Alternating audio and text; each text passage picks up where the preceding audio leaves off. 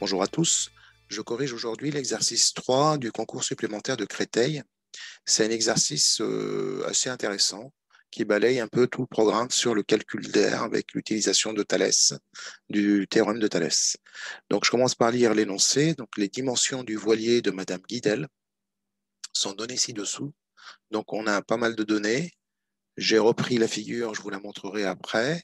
Donc, on nous dit que les points B, E, G, C, D, F sont alignés et nous avons la droite AE qui est perpendiculaire à la droite EG. La voile de l'avant appelée phoque est représentée par le triangle ABC qui est celui-ci. La grande voile donc est représentée par le triangle ADF. Donc ça c'est la grande voile. Alors j'ai tout repris à droite. Donc voici le schéma qui modélise la grande voile et puis la petite voile appelée phoque que j'ai hachurée en bleu. Donc A, B, C, c'est ce triangle qui va nous intéresser un peu plus loin. Et ensuite, nous avons les points alignés, donc C, D, F, ils sont alignés, B, E, G sont alignés, et la droite AD ou AE qui est perpendiculaire à la droite AG. La distance CD est égale à la distance DE, est égale à 1 mètre. Et la distance BE est égale à 5 mètres. Nous avons également la distance AE qui est égale à 12 mètres, cette distance, et la distance BG qui est égale à 11 mètres. Voilà pour l'énoncé. Alors, première question, en utilisant le théorème de Thalès dans le triangle AEG, déterminer la longueur de la bôme DF. Donc, on s'intéresse à la longueur DF, qui est celle-là formée par ce segment. Très bien. Et on nous dit, donc en utilisant le théorème de Thalès. Donc, on nous a simplifié la tâche. Bien, alors je vais rédiger en appliquant le théorème de Thalès. Alors, pourquoi on peut utiliser le théorème de Thalès? Eh bien, parce qu'on a déjà des points alignés. Donc, A, F, G sont sur la même droite. A, D, E sont sur la même droite. 3 points alignés. Nous avons la droite DF qui est parallèle à la droite EG. Alors, ça, on nous l'a dit ici. Donc, DF est parallèle à EG. Donc, on va pouvoir appliquer le théorème de Thalès. Alors, d'abord, je vais calculer quelques longueurs avant d'attaquer la rédaction. Ici, je connais la distance AE. Je peux trouver la distance AD puisque je connais la distance ED. Alors, la distance donc AD est égale à AE moins la distance DE. Donc, la distance AD, c'est AE moins cette distance, c'est-à-dire 12 mètres, puisque AE, c'est 12 mètres, moins 1, qui est la distance DE, est égal à 11 mètres. Donc, voilà pour la distance AD. On va pouvoir déterminer également la distance EG. Alors, la distance EG, c'est tout simplement la distance BG moins la distance BE. Donc, on va l'écrire. Donc, EG est égal à BG moins la distance BE, c'est-à-dire 11 mètres, moins 5 mètres, ce qui nous fait 6 mètres. Alors maintenant, on va attaquer la rédaction de Thalès. Donc, nous avons la droite DF qui est parallèle à la droite EG. Alors, c'est mieux en noir. Donc, la droite DF est parallèle à la droite EG, d'après l'énoncé. Alors, les points, donc nous avons A, D et E sont alignés dans cet ordre. Nous avons également les points A, F et G. Voilà, donc A, D, E, A, F, G, A, F et G sont également alignés dans cet ordre.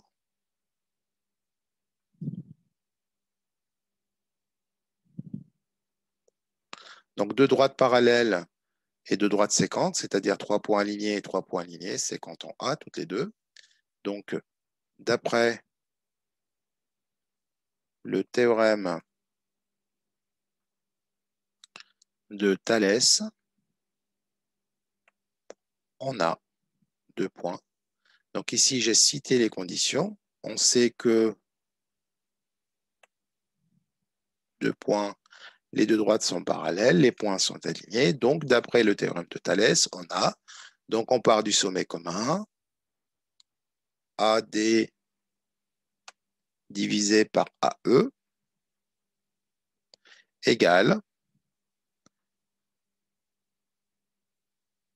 AF divisé par AG. Alors, ce rapport-là ne va pas m'intéresser, même si je vais l'écrire. Égale DF sur EG. Je vous rappelle que DF, vous lisez directement ici, en enlevant le sommet commun, c'est directement, il nous reste DF sur EG. Voilà la rédaction du théorème de Thalès. Maintenant, ce qui nous intéresse, donc nous, on cherche DF, on connaît EG, on connaît AD, on connaît AE, donc on va utiliser ce rapport-là et ce rapport qui contient DF. Donc, on va remplacer les données qu'on connaît. Donc, ce qui nous donne 11 douzièmes égale DF, c'est ce qu'on cherche, sur 6. Et donc là, un petit produit en croix. 11 fois 6 sur 12. 11 fois 6 sur 12. 6 sur 12, c'est 1,5. Donc 0,5 fois 11, c'est la moitié de 11, c'est-à-dire 5,5 mètres. Donc la distance DF est égale à 5,5 mètres. On passe à la question 2. Calculez donc l'aire de la grande voile. Alors, pour calculer l'aire de la grande voile, donc question 2, aire de la grande voile.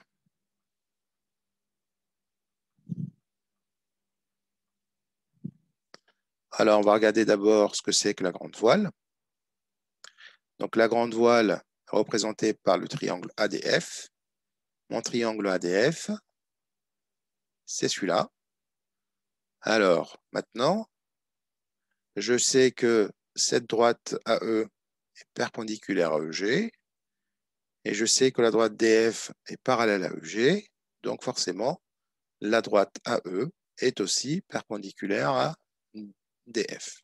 Puisque quand on a une perpendiculaire à deux droites parallèles, si elle est perpendiculaire à l'une des deux droites parallèles, elle sera forcément perpendiculaire à l'autre. C'est ce qu'on va rédiger. Ensuite, pour calculer l'aire du triangle ADF, c'est base fois hauteur. Donc ma hauteur, c'est la distance AT que je connais, fois la base, celle que je viens de calculer. Donc cette hauteur est associée à cette base-là, hein, puisqu'on a un angle droit, divisé par 2, et on a l'aire de la grande voile. Donc l'aire de la grande voile, c'est base fois hauteur divisé par 2. Et avant d'attaquer, avant de remplacer, on va quand même le remplacer maintenant, et puis après, on rédigera quand même pour dire comment on a su que les deux droites sont, la hauteur était perpendiculaire à la base. Donc ici, donc c'est DF multiplié par AD divisé par 2. Alors, on va rédiger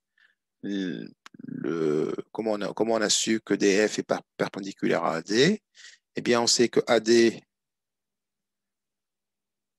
perpendiculaire à EG. Et on sait que EG est parallèle à DF par transitivité. Donc, elle est perpendiculaire à celle-là, donc forcément à celle-là. Donc, la droite AD est perpendiculaire à la droite DF. Voilà.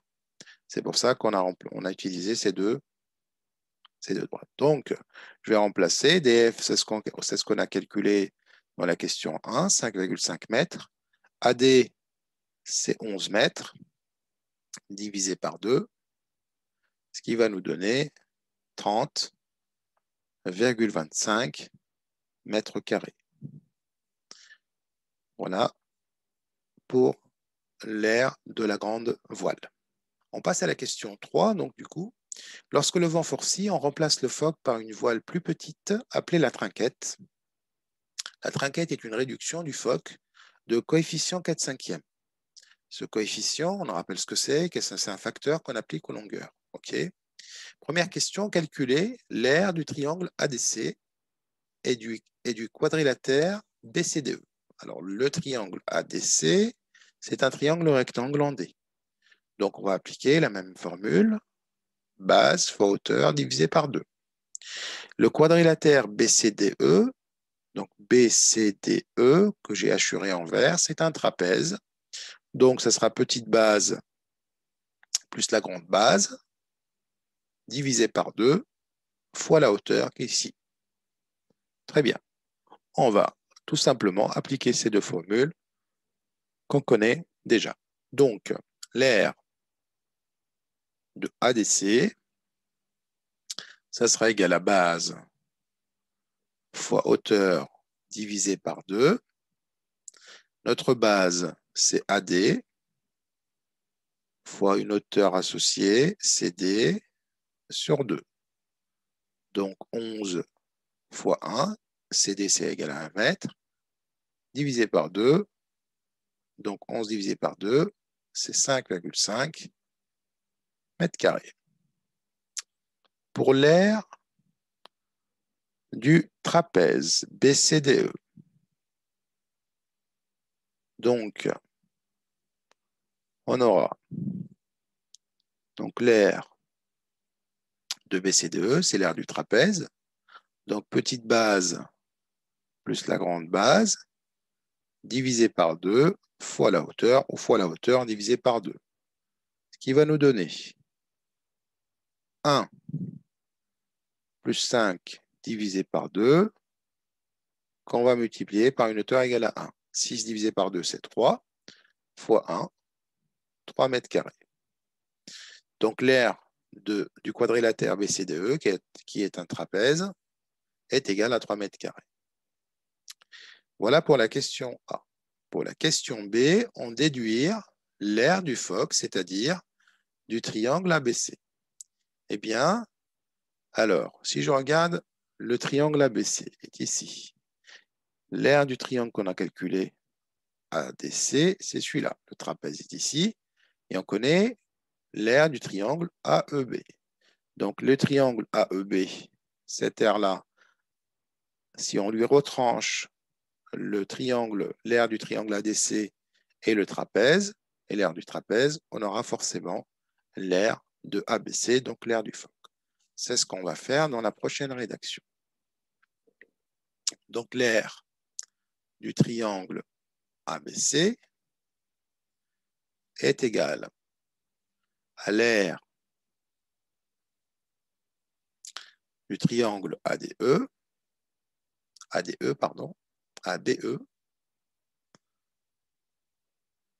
moins l'aire du triangle ADC et l'aire de BCDE. Donc, l'aire de ADC plus l'aire de BCDE. Alors, l'aire d'ABE, c'est base fois hauteur divisé par 2. Donc, 5 fois 12 divisé par 2. Donc, 12 fois 5 divisé par 2. On connaît AE. Voilà. Moins, donc 5,5 plus 3 mètres carrés, qui est l'aire du trapèze. Donc, ce qui va me donner 5 fois 12, 60 divisé par 2, c'est 30. Moins 8,5. Et ce qui va nous donner 21,5 mètres carrés. Voilà le résultat attendu, puisqu'on nous dit d'en déduire que l'aire du phoque est égal à 21,5 mètres carrés. La question suivante est une question intéressante. Donc, nous avons l'aire du triangle ABC. On nous demande par la suite d'en déduire l'aire de la trinquette.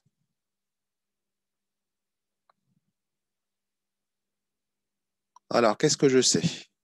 Je sais que la trinquette, c'est une réduction du triangle ABC d'un coefficient égal à 4/5. Donc, la trinquette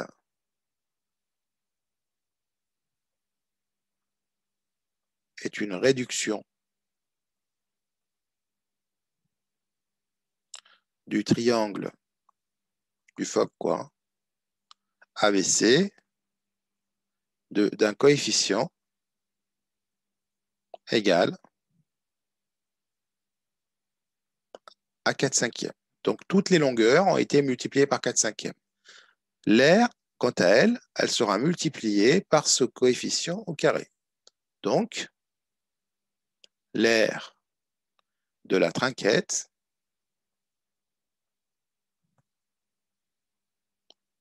ça c'est une question donc, de cours, hein, ça sera égal à l'aire de ABC multiplié par 4/5 au carré.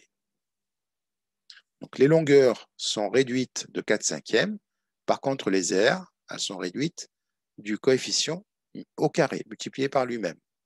Et si on avait un volume, on aurait élevé le coefficient au cube. Donc l'aire de ABC, c'est 21,5, donc fois 4/5 au carré, donc 16/25, ce qui va nous donner 13,76 mètres carrés. Voilà. À retenir, celle-là, elle tombe assez souvent dans les exercices. On passe à la question 4. Alors, pour la question 4, pour cette question, on admet que l'aire de la surface totale des voiles, donc la grande voile, etc., est égale à 65,51 mètres carrés. Donc, l'aire totale, c'est 65,51 mètres carrés. Et la propriétaire hésite entre deux voileries pour la fabrication de ces voiles. Donc, une solution locale avec un tarif de 86 € par mètre carré, avec une qualité de tissu de 340 grammes par mètre carré, donc le grammage, et avec une livraison offerte. Il n'y a pas de frais de livraison.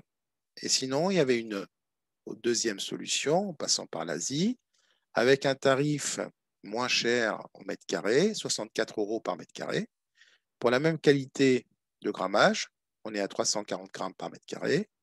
Par contre, on a des taxes. Une taxe d'importation, donc 32% du prix de base de la marchandise. Donc ça, c'est le taxe d'importation imposée par l'Europe. Et nous avons des frais de port à la charge du client.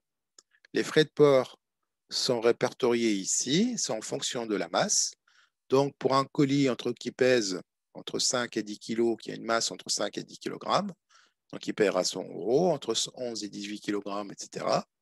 Et on nous dit de déterminer la solution la plus économique en justifiant la réponse. Alors, ce que j'ai fait, donc j'ai détaillé les deux tarifs pour pouvoir les comparer. Donc, je vais faire juste deux colonnes ici. Donc, pour la première, donc le premier, donc la solution locale. Ici, donc ça sera la solution locale.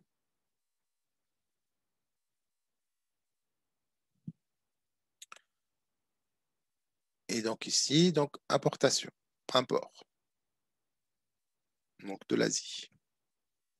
Alors, pour la solution locale, le calcul est assez rapide. On sait que c'est 86 € par mètre carré. Donc, 86 € par mètre carré. Nous avons une surface totale de 65,51 mètres carrés. Attention, il faudra arrondir ici à 66 mètres carrés. Parce que quand on vend de la voile ou du tissu en général, on vend par mètre carré, hein, on ne va pas chipoter. Donc, ce sera 66 mètres carrés multiplié par le prix du mètre carré, 86, qui va nous donner 5 676 €. Voilà, donc si on passe par la solution locale, le prix de la commande sera de 5 676 €. Je ne vais pas tout rédiger, vous avez compris le principe. Pour la solution de l'import, donc nous allons d'abord commencer par calculer donc, la solution, le prix de la voile. Donc 66 mètres carrés fois 64 du coup, ce qui va nous donner 4 224 €. Ensuite, on va maintenant calculer les taxes. Donc les taxes d'importation. Alors nous sommes taxés à 32% du prix de la commande, du prix de base de la marchandise. Le prix de base, c'est celui-là. Donc 4 224 € multiplié par le pourcentage de 32%. C'est-à-dire ou 32%, ou bien, vous avez le choix, fois 0,32. Alors, si on calcule ça, ça va nous donner 1 351 € et 68 centimes.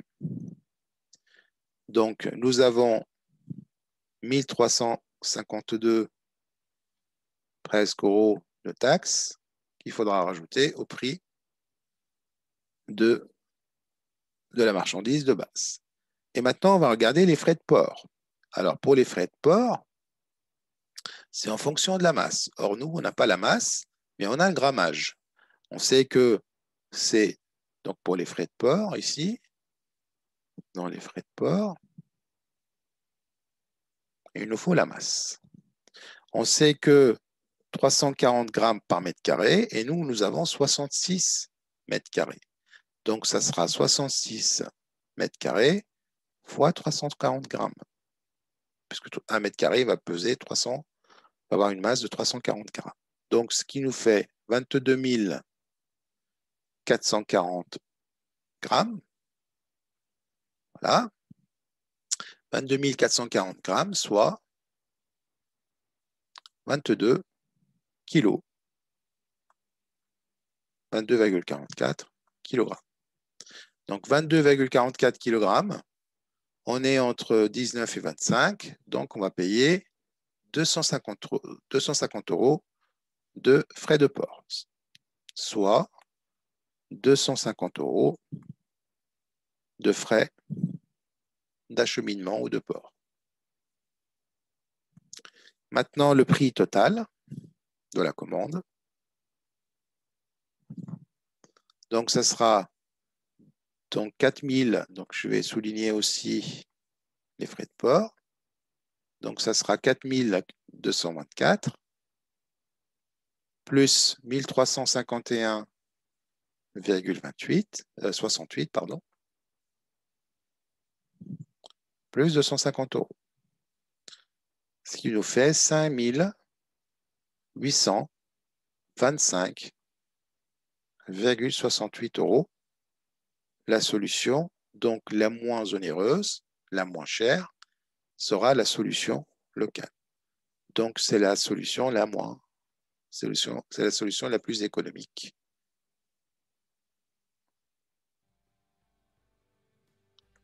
Voilà. Notre séquence est terminée. Je vous dis à très bientôt pour d'autres exercices. Merci pour votre attention et à très bientôt. Au revoir.